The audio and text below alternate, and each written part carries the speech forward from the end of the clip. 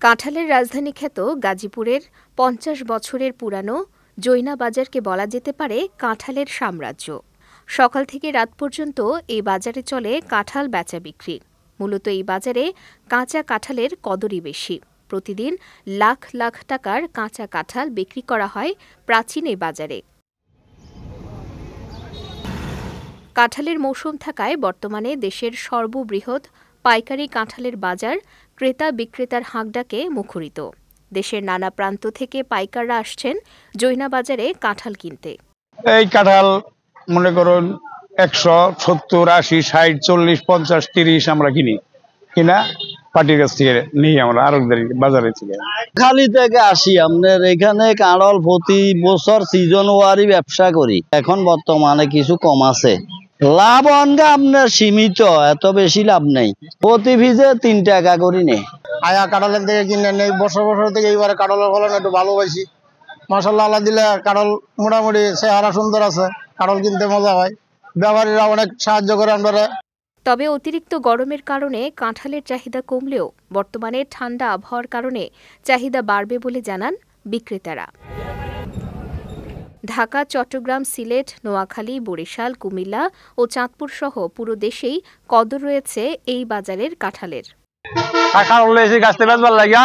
দাম কম, একদম কম দাম। সব ধরনের কাঁঠালি আছে, কিন্তু কোন ধরনের কাঁঠালির চাহিদা নাই, দাম নাই।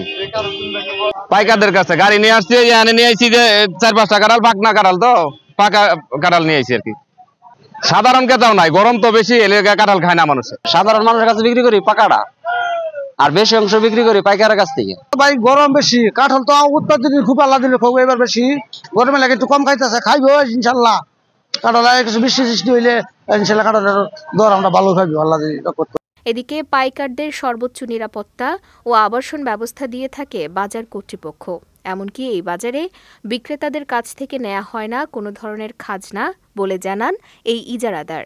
বাংলাদেশে সবচেয়ে বেশি কাঁঠাল হয় আমাদের জৈনা বাজার, এবং আমাদের জৈনা বাজার থেকে সারা বাংলাদেশে কাঁঠাল বিভিন্ন জায়গায় যায়।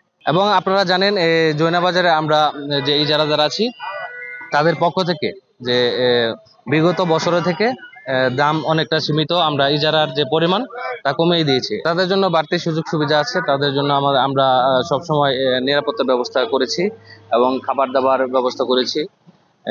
তারা যাতে ভালোভাবে এবং সঠিকভাবে বাজার থেকে আমাদের কাঁঠাল ক্রয় করতে পারে, তাদের সর্বোচ্চ নিরাপত্তা আমরা দিই।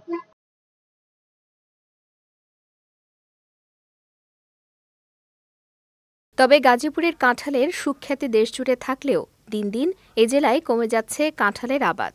নতুন করে এই জেলায় তেমন কাঁঠাল বাগান গড়ে উঠছে না, আর এই কারণে খুব দ্রুতই গাজীপুরের কাঁঠালের ঐতিহ্য হারিয়ে যাওয়ার আশঙ্কা স্থানীয়দের। বিজয় টিভি নিউজ ডেস্ক।